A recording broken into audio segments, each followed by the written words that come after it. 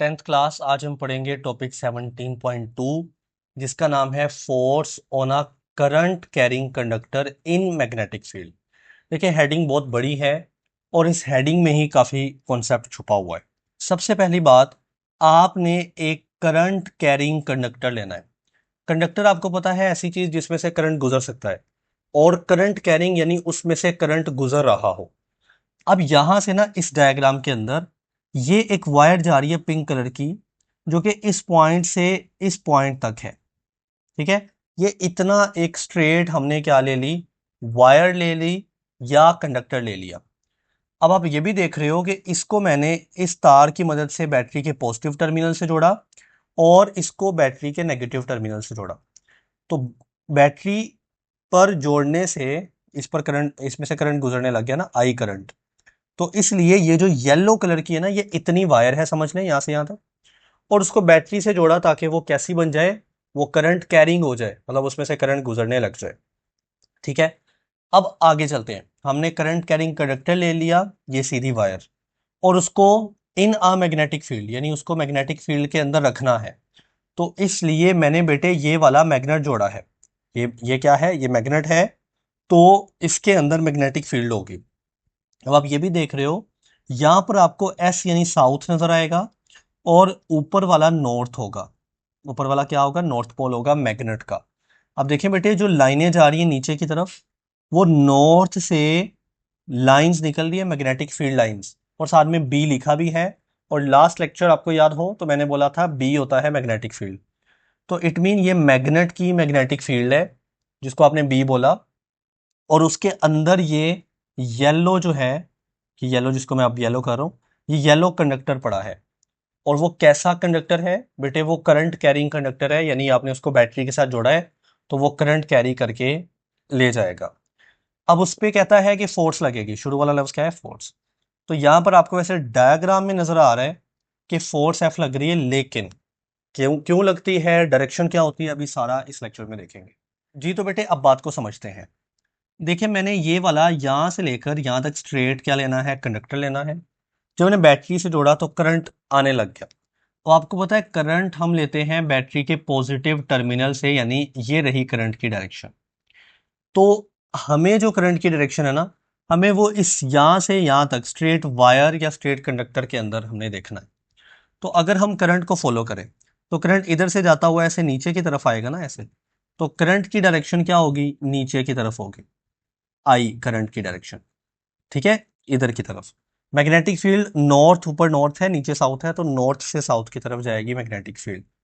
अब सवाल पैदा होता है कि जब ये बाहर वाला मैग्नेट हमने जोड़ा और उसके अंदर हमने एक कंडक्टर रख दिया जिसके अंदर से करंट गुजर रहा है, तो फोर्स क्यों लगेगी, तवज्जो दीजिएगा। अगर मैं कल का लेक्चर की एक बात रिवाइज करूं आपके लिए, तो बेटे अगर हमारे पास ये एक सीधी वायर है, कंडक्टर है, इसमें से अगर करंट गुजरे, आई करंट गुजरे, तो आपको याद होगा मैंने बोला था इसके गिर्द क्या पैदा होगी, मैग्नेटिक फील्ड पैदा होगी, बी मैग्नेटिक फील्ड पैदा होगी, यानी ये मैग्नेट बन जाएगा। तो बेटे इसका एक नॉर्थ एंड और एक साउथ एंड पैदा हो जाएगी ना। अब मैंने अगर इसके करीब कोई मैग्नेट रखा हुआ हो तो उसके भी तो ऐसे ही होंगे, एक एंड नॉर्थ होगा एक एंड साउथ होगा। तो फिर मैग्नेट मैग्नेट आपस में तो फोर्स लगाते हैं ना। नॉर्थ नॉर्थ सामने आ जाए तो रिपल्शन करेंगे, नॉर्थ साउथ सामने आ जाए तो अट्रैक्शन करेंगे। बहरहाल एक मैग्नेट आपने बाहर रखा है और एक बन जाएगा, ये जो तार है, वायर है, कंडक्टर है, ये मैग्नेट बन जाएगी ना जब इसमें से करंट गुजरेगा। तो मैग्नेट मैग्नेट दो मैग्नेट हो गए, एक बाहर खुद से रखा परमानेंट मैग्नेट, और एक इलेक्ट्रोमैग्नेट, याद है इसका नाम इलेक्ट्रोमैग्नेट था, जिसमें से जब करंट गुजरता है तो बन जाता है वो मैग्नेट। तो मैग्नेट मैग्नेट एक दूसरे पर फोर्स लगाएगा। तो ये बात करता है, इट इज नोन दैट, ये हमें पता है कि जब इलेक्ट्रिक करंट जो है ना, कभी किसी वायर में से इलेक्ट्रिक करंट गुजरे, जनरेट मैग्नेटिक फील्ड, तो उसके गिर्द पैदा होती है magnetic field, much like a permanent magnet does. बिल्कुल इस तरह जैसे ये परमानेंट मैग्नेट की मैग्नेटिक फील्ड है ना, तो उस तार के बाहर जो मैग्नेटिक फील्ड होती है बिल्कुल वैसी ही होती है। Since magnetic field exert force on permanent magnet, यानी वो कह रहा है कि दो मैग्नेट आपस में क्या लगाते हैं, एक फोर्स लगाते हैं। तो इट फॉलोज, तो बिल्कुल इस तरह से करंट कैरिंग कंडक्टर, अब चूंकि करंट कैरिंग कंडक्टर भी क्या हो चुका है, मैग्नेट हो चुका है, शुड एक्सपीरियंस अ फोर्स, तो इस पर फोर्स लगेगी when placed in a magnetic field, जब आपने इसको बाहर वाले मैग्नेट के अंदर या मैग्नेटिक फील्ड के अंदर रखा है ना, तो एक वायर जिसमें से करंट गुजर रहा है या कंडक्टर जिसमें से करंट गुजर रहा है, तो बेटे उस पर लगेगी फोर्स। ठीक है, क्योंकि अब वो भी करंट गुजार रहा है तो वो भी मैग्नेट है, और हमने उसको एक बाहर मैग्नेट में रखा हुआ है, तो बाहर वाला मैग्नेट उस पर क्या लगाएगा, फोर्स लगाएगा। अब डायग्राम के नीचे भी वही है, ये बात हो रही है फिगर ऊपर वाली की। अब बैटरी क्रिएट्स इलेक्ट्रिक करंट, तो ये बैटरी जोड़ी, करंट पैदा हुआ इन वायर, उस वायर में ये जो सीधी है, ठीक है, positioned inside the magnetic field of permanent magnet. और कहता है ये जो वायर है ना, ये जो वायर है ये पोजिशनड है, पड़ी हुई है किधर, inside the magnetic field permanent magnet. तो बाहर वाला मैग्नेट परमानेंट मैग्नेट है, इसकी मैग्नेटिक फील्ड के अंदर ये वायर पोजिशनड है, पड़ी हुई है। आगे देखें, this wire then generate its own magnetic field, तो ये वायर अपनी मैग्नेटिक फील्ड पैदा करती है। क्यों? क्योंकि जब इसमें से करंट गुजरेगा तो इसके गिर्द पैदा होगी मैग्नेटिक फील्ड। आगे कहता है which interacts with the magnetic field of the magnet, तो इसकी मैग्नेटिक फील्ड बाहर वाले परमानेंट मैग्नेट की मैग्नेटिक फील्ड से इंटरेक्ट करेगी, जिस वजह से इस वायर के ऊपर लगेगी फोर्स। तो आगे कहता है एज अ रिजल्ट, जिसकी वजह से a force act on the wire, तो बेटे इस वायर पे क्या लगेगी, फोर्स लगेगी। अब बेटे बात को समझिएगा, इस ए डायग्राम के अंदर फोर्स लग रही है राइट साइड की तरफ, बी डायग्राम के अंदर फोर्स लग रही है लेफ्ट साइड की तरफ। वजह है करंट की, यहां पर करंट जो है ना वो पॉजिटिव से ऐसे जाएगा इधर को, और यहां पर करंट इधर से जा रहा है, और एक गलती है यहां पर, उसने इधर भी बैटरी को वैसे ही रखा है, इधर भी बैटरी को वैसे रखा है, जबकि ये गलत है। बैटरी को उसको ना रिवर्स करना चाहिए था, यानी मैं यहाँ पर साफ करके ना ऑपोजिट करता हूँ। जी, तो बेटे बुक को बिल्कुल इस तरह से बनाना चाहिए था कि ये जो बड़ी लाइन है ये पॉजिटिव टर्मिनल और छोटी लाइन नेगेटिव टर्मिनल, फिर ये डायग्राम सही हो जाती है, क्योंकि करंट इस पॉजिटिव टर्मिनल से आएगा और वो इधर को तब जाएगा, और फिर वो कंडक्टर में से ऐसे गुजर के जाएगा। तो बहरहाल जब मैंने ये करंट की डायरेक्शन चेंज की ना, यानी बैटरी में करंट पहले इधर को जा रहा था, अब नीचे से होके आ रहा, तो फिर फोर्स भी चेंज हो गई, इधर फोर्स राइट साइड की तरफ लग रही थी और इधर फोर्स लेफ्ट साइड की तरफ लग रही। तो ये बात वो आखिर में लिखता है कि based on the direction of current, current की जो डायरेक्शन है ना उसकी बेस के ऊपर, द वायर इज इधर पुश्ड टू द राइट, या तो वायर पे फोर्स लगेगी राइट साइड की तरफ, जैसा कि उसने बोला ए डायग्राम के अंदर है। तो ए डायग्राम ये वाली है, आप देख रहे हैं फोर्स लग रही है राइट साइड की तरफ, ठीक है, और पुल्ड टू द लेफ्ट, या तो फोर्स लगेगी लेफ्ट साइड पे, जैसा कि बी डायग्राम के अंदर। तो बी डायग्राम के अंदर फोर्स ये लेफ्ट साइड बनती है, यानी फोर्स इधर को लग रही है लेफ्ट साइड की, ठीक है। जी, तो बेटे अब आगे देखिएगा जरा, कहता है Michael Faraday found that this force is at right angle to both the direction of magnetic field and direction of current. देखिए कहता है कि ये जो फोर्स लग रही है ना, ये जो माइकल फेरेडे ने पता किया कि ये जो फोर्स लगती है, ठीक है, ये राइट एंगल पे होती है, मतलब 90 डिग्री के ऊपर होती है, to both the direction of magnetic field and direction of current. यानी मैग्नेटिक फील्ड की जो डायरेक्शन होगी, जो करंट की डायरेक्शन होगी और जो फोर्स की डायरेक्शन होगी, तीनों एक दूसरे के परपेंडिकुलर यानी 90 डिग्री पे होते हैं। जैसा कि अगर फोर्स लग रही है इधर राइट साइड की तरफ, या फोर्स कह लें चले, तो फिर करंट मान लो ऊपर की तरफ होगा, तो जो तीसरी चीज है ना मैग्नेटिक फील्ड, वो इस पेज के बाहर आएगी। हम बनाने को पेज के बाहर में लाइन नहीं लगा सकता, तो बनाने को हम ऐसे बना सकते हैं, हालांकि ये परपेंडिकुलर नहीं है लेकिन होती परपेंडिकुलर है पेज के बाहर। तो ये माइकल फेरेडे ने आपको बताया। डोंट वरी, अगर अभी भी कन्फ्यूजन है थोड़ी देर सब्र करें, इस लेक्चर में आगे जाके समझ आ जाएगी। लेकिन लास्ट बात करूंगा कि माइकल फेरेडे ने बताया कि जो करंट की डायरेक्शन है, जो मैग्नेटिक फील्ड की डायरेक्शन है, वो आपस में क्या होते हैं, परपेंडिकुलर होते हैं, और फोर्स की डायरेक्शन भी परपेंडिकुलर होती है, राइट एंगल पे होती है। यानी ये तीनों चीजें, फोर्स करंट मैग्नेटिक फील्ड, तीन ही तो चीजें आप डायग्राम में भी देख सकते हो, current I, magnetic field B, force F, ये तीनों राइट एंगल पे होते हैं। ये किसने बताया? माइकल फेरेडे ने बताया, ठीक है। अब जो फोर्स है बिकम स्ट्रोंगर, फोर्स ज्यादा हो जाएगी कब? अगर हम इलेक्ट्रिक करंट आई को जो वायर में से गुजरा इंक्रीज कर दें, यानी तार में से करंट गुजार रहे हो ना, अगर ये करंट ज्यादा गुजारो, मतलब बैटरी बड़ी लगा दो, तो करंट ज्यादा गुजरेगा, ज्यादा करंट पर ज्यादा फोर्स लगती है, पहली बात।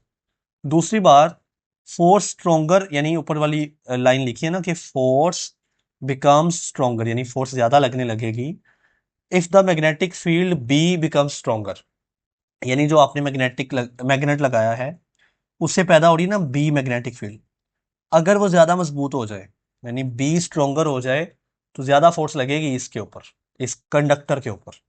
यानी अगर आप बड़ा पावरफुल मैग्नेट लगाएंगे ना, उसकी मैग्नेटिक फील्ड क्या होगी, ज्यादा, तो फोर्स भी ज्यादा लगेगी। तो दूसरी बात कि magnetic field be become stronger, यानी अगर वो ज्यादा आप मजबूत कर दें मैग्नेटिक फील्ड को, मैग्नेट को, तो ज्यादा फोर्स लगेगी।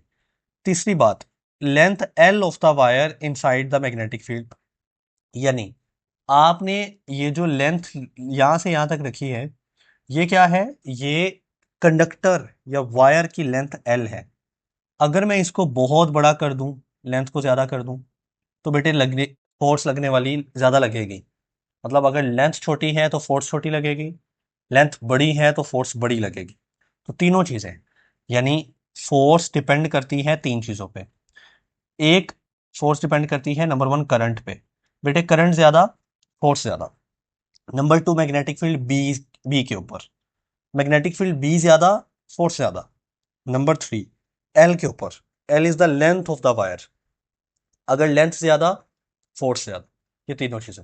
अब मैं जब तीनों को मिलाता हूं ना, तो मेरे पास एक फॉर्मूला आता है। मुझे ये कैसे निकला है हमारे सिलेबस में नहीं है, आपने जस्ट ऐसा याद कर लेना है। फोर्स बराबर है आई मतलब करंट, क्योंकि फोर्स एक करंट पे डिपेंड कर रही है। एल यानी लेंथ, क्योंकि फोर्स लेंथ पे भी डिपेंड कर रही है, लेंथ ज्यादा करोगे फोर्स ज्यादा हो जाएगी। बी यानी मैग्नेटिक फील्ड, तो बेटे फोर्स मैग्नेटिक फील्ड पे भी तो डिपेंड कर रही है ना, यानी ऊपर वाले तीनों फैक्टर को जोड़ा हुआ है। आई करंट, एल लेंथ और बी मैग्नेटिक फील्ड, तो आई एल बी। और साइन थीटा, साइन थीटा के किस एंगल पे पड़ा हुआ है ये कंडक्टर या वायर, उसके साइन पे डिपेंड करती है। तो ये माइकल फैराडे ने हमें एक कॉन्सेप्ट दिया, एक फार्मूला दी, याद रख लीजिएगा इसको, ठीक है। अब बच्चे आगे एक बड़ी इंपॉर्टेंट बात शुरू होने लगी है। कहता है the direction of this force. अब आप सोच सकते हो कि सर ने तो बात ऊपर से ही गुजार दी है कि इधर फोर्स राइट पे लग रही है, इधर लेफ्ट पे लग रही है, तो कैसे पता लगेगा किधर को लगेगी, मतलब उसकी डायरेक्शन कैसे हम मालूम करेंगे।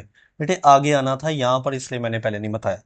तो फोर्स की जो डायरेक्शन है ना, वो आपने डिटरमाइन करनी है, यानी मालूम करनी है फ्लेमिंग्स लेफ्ट हैंड रूल से। पहले आप राइट हैंड रूल पढ़ते रहे हो पिछले लेक्चर में, अभी फ्लेमिंग का लेफ्ट हैंड रूल समझेंगे, जो कि थोड़ा सा मुश्किल लगता है बच्चों को। अगर आपको समझ आ गई, तो आप बड़ी आसानी से मालूम कर सकते हो कि फोर्स राइट पे लगनी है या फिर लेफ्ट पे लगनी है। जी तो बेटे अभी आपने क्या करना है, आपने ए जो डायग्राम है ना लास्ट पेज पे, मैंने वही उठाई हुई है यहाँ से, ठीक है। तो अब आपने अपना ये वाला लेफ्ट हैंड है मेरा, ठीक है, और लेफ्ट हैंड को ऐसे रखना है कि आपका थंब, ये आपका थंब है ना, अंगूठा, थंब, और ये होती है हमारी इंडेक्स फिंगर या फोर फिंगर कहते हैं इसको, ये क्या है, फोर फिंगर। और ये है हमारी मिडल फिंगर। मैंने इन तीनों को, ये मेरी फिंगर्स है, मैंने तीनों को परपेंडिकुलर रखा हुआ है, यानी बिल्कुल ऐसे कि मैं आपको बता रहा हूं, गाइडेंस दे रहा हूं, आप अपने बाएं हाथ को, लेफ्ट हैंड को पहले सीधा रखें। फिर आपने अपना जो थंब है ना लेफ्ट हैंड का, उसको बिल्कुल ऊपर की तरफ, छत की तरफ कर लें। ठीक है, मैंने कोशिश की है छत की तरफ करने की, तो बिल्कुल छत की तरफ कर लें। उसके बाद जो आपकी फोर फिंगर है ना, वो बिल्कुल एक तरफ कर लें, ठीक है, बल्कि वो बिल्कुल सीधी रहने दें, वो बिल्कुल सीधी रहने दें, उसको नहीं छेड़ना। जो मिडल फिंगर है ना, उसको आप मोड़ लें और अपनी राइट साइड की तरफ कर लें। दोबारा मैं बता रहा हूं, अपने हाथ को ऐसे मोल्ड करें। बेटे आप अपना थंब ऊपर को रखें, सबसे ऊपर, यानी ऊपर की तरफ को। अपनी जो ये वाली फिंगर है, फोर फिंगर, इसको सामने की तरफ रखें, यानी इसको छेड़ना नहीं है। हाथ खुला होगा ना पहले आपका, और आपका जो मिडल फिंगर है वो आप अपने राइट साइड की तरफ करें। अब आपने क्या करना है, बेटे आपने ये जो फोर फिंगर है ना, ये रखनी है मैग्नेटिक फील्ड बी की डायरेक्शन में। तो आप देख सकते हो इस डायग्राम में मैग्नेटिक फील्ड किधर को है, नीचे की तरफ है ना, बी। तो मैंने इसलिए इसको नीचे की तरफ रखने की कोशिश की है। तो आप अपना हाथ ऐसे घुमाना है, तीनों को रखना राइट एंगल के ऊपर है। आप देखोगे मैंने भी इनको कोशिश की है कि ये तीनों एक दूसरे के राइट एंगल पर रहे। तो मैंने फोर फिंगर को किधर रखना है आपने, बिल्कुल नीचे की तरफ, क्योंकि मैग्नेटिक फील्ड नीचे की तरफ। जब आप अपनी फोर फिंगर नीचे करोगे ना, तो ऑटोमेटिकली आपका ये जो मिडल फिंगर है ये इधर को आएगी। और मिडल फिंगर क्या बताती है, मिडल फिंगर बेटे करंट आई को बताती है। तो आप देख रहे हो कि करंट आई इधर को जा रहा है, लेकिन आपने इस वायर में से करंट देखना है। तो वायर में करंट इधर को ही आ रहा है पीछे की तरफ, ऐसे मैं यहाँ से बनाता हूँ, इस तरह से आ रहा है ना। तो ऐसे ही मेरी यहाँ पर मिडल फिंगर है। फिर आपका जो थंब है वो एक किस तरफ है, वो इस तरह राइट साइड की तरफ है थंब। तो इसलिए फोर्स किधर को लग रही है, राइट साइड की तरफ। यानी आपने अपना लेफ्ट हैंड रूल अप्लाई करना है, लेफ्ट हैंड रखना है। लेफ्ट हैंड को यूं अरेंज करना है कि तीनों उंगलियां, four finger, middle finger, thumb, perpendicular हो जाए एक दूसरे के। मैंने आपको बताया अगर आपने साथ फॉलो किया है तो सही आंसर आएंगे। तो बेटे आप देखो, आपने अपनी फोर फिंगर को किधर रखना है, मैग्नेटिक फील्ड बी की डायरेक्शन में, और आपने अपने इस मिडल फिंगर को किधर रखना है, करंट की डायरेक्शन में। तो आपको आपका थंब बता देगा फोर्स की डायरेक्शन। तो ये रहा फ्लेमिंग का लेफ्ट हैंड। कहता है extend the thumb, four finger and middle finger. अपने थंब को, अपनी फोर फिंगर को, मिडल फिंगर को एक्सटेंड करो, खोलो, ऑफ द लेफ्ट हैंड। लेकिन वो लेफ्ट हैंड की होनी चाहिए। अक्सर बच्चे राइट हैंड भी अप्लाई कर रहे होते हैं, मैं बार बार कहता हूँ लेफ्ट हैंड का रूल है ये। So that they are at right angle to one another. ये तीनों एक दूसरे के परपेंडिकुलर या राइट एंगल पर आए। ये भी बात इंपॉर्टेंट है ना ही। हाथ में थोड़ा पेन होगी जब आप पूरे राइट एंगल पे ऐसे रखोगे ना, हाथ थोड़ा दर्द करेगा, तो कोई मसला नहीं। लेकिन राइट एंगल नहीं छोड़ना, राइट एंगल छोड़ोगे तो रिजल्ट नहीं मिलेंगे। If the four finger represents the magnetic field direction. तो बेटे ये बात कंफ्यूज हो जाते हो। ये जो फोर फिंगर है ये बी की डायरेक्शन, बी क्या चीज है, मैग्नेटिक फील्ड। तो फोर फिंगर मैग्नेटिक फील्ड की डायरेक्शन में रख दो। उसके बाद middle finger shows the direction, current direction. Middle finger आपकी आएगी करंट की डायरेक्शन में। तो फिर आपका जो देन द थंब, थंब जिधर को भी आए, अगर आपने हाथ सही से रखा तो थंब हमेशा आएगा point in the direction of force. तो थंब फोर्स की डायरेक्शन सही से बता देगा। तो बेटे अब हमारे पास ये बी डायग्राम पे अप्लाई करते हैं। ये देखें, ये लेफ्ट हैंड है हमारा, ठीक है। हाँ, अभी भी मैंने तीनों को परपेंडिकुलर रखा है। ये मेरा थंब है और ये मेरी फोर फिंगर है, दरमियान में 90 डिग्री का एंगल है। और इसी तरह से मैंने ये जो फिंगर है ये ऊपर उठाई हुई है, वो इमेज में फील नहीं हो रही, लेकिन आप देखें ये सीधी है और ये ऐसे ऊपर उठाई हुई है। ठीक हो गया। अब आप देखिएगा जरा, मैंने क्या करना है, ये जो सबसे पहले मेरी फोर फिंगर है इसको देखना है। बेटे मैं इसको रखूंगा किधर, मैग्नेटिक फील्ड की डायरेक्शन में। तो आप देख रहे हो मैंने इसको नीचे को किया है बेसिकली, हाथ को। मैं वही बता रहा हूं कि ये 2D में इमेज थोड़ी सी डिफरेंट लगती है, क्योंकि मैग्नेटिक फील्ड बेटे नीचे को ही रहनी है। मैग्नेटिक फील्ड बी किधर को रहनी है, नीचे को। तो मैंने हाथ ऐसे नीचे किया है। आप अपना लेफ्ट हैंड साथ साथ अप्लाई अप्लाई करें ना। तो हाथ को पहले सीधा पोजीशन पे रखें, राइट एंगल पे, और अपनी जो फोर फिंगर है उसको बिल्कुल नीचे कर दें। फिर मैंने मिडल फिंगर को देखें आगे की तरफ किया हुआ है। तो यहां पर करंट इधर को जा रहा है, लेकिन हमें इस कंडक्टर में करंट देखना है। तो कंडक्टर में करंट ऊपर को या आगे को जा रहा है करंट। तो बिल्कुल करंट इधर को जा रहा है। मैंने भी अपनी फिंगर, मिडल फिंगर जो करंट की डायरेक्शन में रखते हो ना, वो इधर को रखी है। तो फिर मेरा हाथ का जो थंब है वो खुद ब खुद इस तरफ है, तो फोर्स लगेगी इस तरफ। तो लिहाजा उस तरफ क्या लग रही है, फोर्स लग रही है, और मेरा थंब भी उधर को ही है।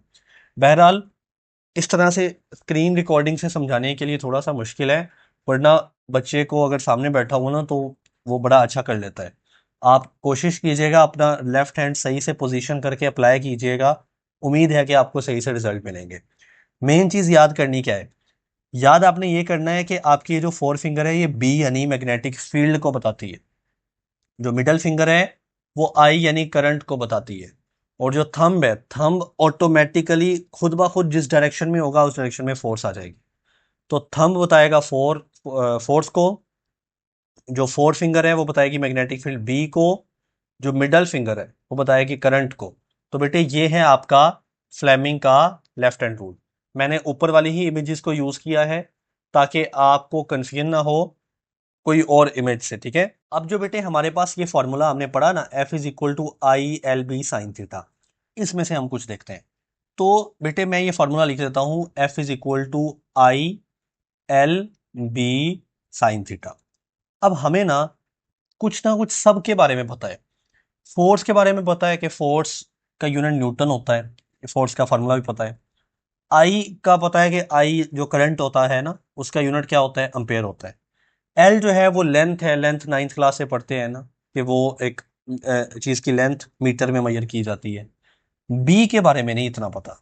बी के बारे में पहले लेक्चर में ये ज़रूर सीखा है कि ये मैग्नेटिक फील्ड है, यूनिट क्या है कुछ नहीं पता, साइन थीटा तो एंगल है। बहरहाल हमने ना बी के बारे में जानना है, तो पहले सिंपल करते हैं, मान लेते हैं कि साइन थीटा का जवाब 1 आ जाए। होता है ना कि थीटा पुट करें और साइन थीटा क्या हो जाए 1 हो जाए, तो पीछे सिंपल बच जाएगा F is equal to I L B. तो अब मुझे ना इस फॉर्मूले में बी में इंटरेस्ट है कि बी क्या है, आखिर मैग्नेटिक फील्ड है नो डाउट, लेकिन इसका फॉर्मूला यूनिट बनाते हैं। फॉर्मूला बनाने पर आए तो आई और एल साथ मल्टीप्लाई हो रहा है, इधर आके डिवाइड हो जाएगा, तो फोर्स के नीचे आई और एल हो गया डिवाइड, तो दूसरी तरफ क्या बच गया बेटे बी। तो मैग्नेटिक फील्ड बी का ये यूनिट सॉरी ये फार्मूला बना है। तो अब ये जो बी है, ये बी क्या है, दो नाम है इसके, वैसे तो तीन है, सेकेंड ईयर में पढ़ेंगे, लेकिन फर्स्ट ईयर में sorry first year second year में ना। तो अभी मैग्नेटिक फील्ड है एक नाम, अभी क्या है मैग्नेटिक फील्ड है एक नाम, और दूसरा नाम है मैग्नेटिक फ्लक्स डेंसिटी। तो दूसरा नाम क्या है बेटे, मैग्नेटिक फ्लक्स डेंसिटी। ठीक है, ये दो नाम है किसके, बी के ही दो नाम है। तो आपसे मैग्नेटिक फील्ड पूछा जाए या मैग्नेटिक फ्लक्स डेंसिटी पूछी जाए तो बेटे कंफ्यूज नहीं होना, एक ही चीज है। अब यूनिट निकाल लेते हैं, ये फार्मूला बन गया ना ये चीज, यूनिट भी निकाल लेते हैं, आइए इसको सॉल्व करते हैं। सबसे पहले आपको पता है फोर्स है, तो फोर्स का यूनिट क्या होता है, न्यूटन होता है, डिवाइड करंट आई है, तो आई करंट क्या है, अंपेयर, करंट का यूनिट क्या होता है, अंपेयर होता है। एल लेंथ है, लेंथ का यूनिट मीटर होता है। ठीक है, सो अब इसको हम मजीद जरा सॉल्व करते हैं। तो बेटे ऊपर न्यूटन है, नीचे जो अंपेयर है वो ऊपर जाके पर अंपेयर यानी अंपेयर पावर -1 हो जाएगी, मीटर बेटे ऊपर जाएगा तो पर मीटर हो जाएगा। तो बहरहाल बी का यूनिट निकल आया। अब बी का क्या यूनिट निकला है, बी का यूनिट निकला है न्यूटन पर अंपेयर पर मीटर। तो इसी का दूसरा नाम हम रखते हैं टेस्ला, इसी का दूसरा नाम क्या है, टेस्ला। ठीक है, टेस्ला टी से रिप्रेजेंट किया जाता है। तो अब अगर मैं आपसे पूछूं कि बच्चे मुझे बताएं मैग्नेटिक फील्ड बी का फार्मूला क्या है, पहले तो दो नाम याद रख लें, मैग्नेटिक फील्ड बी को मैग्नेटिक फील्ड भी कहते हैं और बी को ही मैग्नेटिक फ्लक्स डेंसिटी कहते हैं। तो सिर्फ मैग्नेटिक फील्ड पूछ लिया जाए या मैग्नेटिक फ्लक्स डेंसिटी पूछ लिया जाए, सेम चीज है। अब जो बी का फॉर्मूला अगर मैं पूछ लूं तो क्या बोलेंगे आप लोग, sir F over I L. ठीक है, या एक और चीज है, साइन थीटा अगर कैंसिल ना करते यहां पर, तो साइन थीटा भी उधर, इधर साइन थीटा रहता ना, तो साइन थीटा भी उधर जाके डिवाइड होता, तो साइन थीटा भी लिख सकते हो। यानी साइन थीटा कैंसिल से मुराद, अगर इसको मैं 1 ना करता, मैक्सिमम ना करता, तो साइन थीटा भी फार्मूले में आ रहा होता, लेकिन यूनिट बहरहाल उसका फिर भी कोई नहीं था। तो बी का फॉर्मूला क्या निकलेगा, F over I L sine theta, या मैक्सिमम करने पर एफ ओवर आई एल। और यूनिट पूछा जाए जो कि इंपॉर्टेंट चीज है, तो सर टेस्ला यूनिट होता है, टी से रिप्रेजेंट करते हैं, और टेस्ला बराबर होता है न्यूटन पर एम्पेयर और पर मीटर के। अब देखें आपको यहां पर मिल जाएगा कि ऐसे यूनिट मैग्नेटिक फील्ड का also called magnetic flux density, यानी मैग्नेटिक फील्ड को ही बेटे मैग्नेटिक फ्लक्स डेंसिटी बोलते हो, उसका ऐसा यूनिट टेस्ला टी है। और टेस्ला की डेफिनेशन में कर देता हूं, लेकिन पहले ये देख लें, टेस्ला टी बराबर होता है Newton per ampere per metre के, जो कि मैं यहां पे बता के आया हूं, Newton per ampere per metre के, और पहले हमने फार्मूला निकाला और फिर ये चीज हमने निकाली। अच्छा बेटे, अब 1 टेस्ला को डिफाइन करना कोई मुश्किल नहीं, बच्चों वाली ये बात होती है। तो टेस्ला किसका यूनिट है, मैग्नेटिक फील्ड का। तो कहता है मैग्नेटिक फील्ड स्ट्रेंथ यानी मैग्नेटिक फील्ड 1 टेस्ला, यानी 1 टेस्ला कब होगी, 1 टेस्ला तब होगी जब फोर्स लगेगी 1 न्यूटन, क्योंकि यहां पर न्यूटन के साथ इन सब के साथ 1 1 लगा दो ना, न्यूटन 1 1, तो न्यूटन किसका यूनिट है, force, force 1 newton, 1 metre length of wire, तो मीटर 1 कर दिया जाए, और मीटर क्या चीज है, उस वायर की लेंथ है, और ए क्या है, अंपेयर। तो बेटे 1 अंपेयर अगर करंट हम गुजारें उसमें से, तो फिर मैग्नेटिक फील्ड 1 टेस्ला होगी, यानी सबको 1 1 करने पर मैग्नेटिक फील्ड 1 टेस्ला हो जाएगी। और वो पड़ा होना चाहिए परपेंडिकुलर टू द फील्ड, क्योंकि हमने बोला था कि ये तीनों चीजें मोस्टली एक दूसरे पे परपेंडिकुलर आती हैं। तो ये सारा आपका आज का टॉपिक है। तो बेटा फाइनल बात कि ये पेपर में आना है लॉन्ग क्वेश्चन, और इसमें से मुख्तलिफ शॉर्ट बनते हैं आपको। ठीक है, मैंने सारा कुछ पढ़ाया है, एक एक फ्लेमिंग का लेफ्ट हैंड रूल पढ़ाया, ये जो मैंने कुछ फैक्टर्स, ये फैक्टर्स पढ़ाए, ये फैक्टर्स है बेसिकली। नहीं आपसे पूछा जाएगा कि फोर्स किस तरह से स्ट्रोंगर या इंक्रीज की जा सकती है।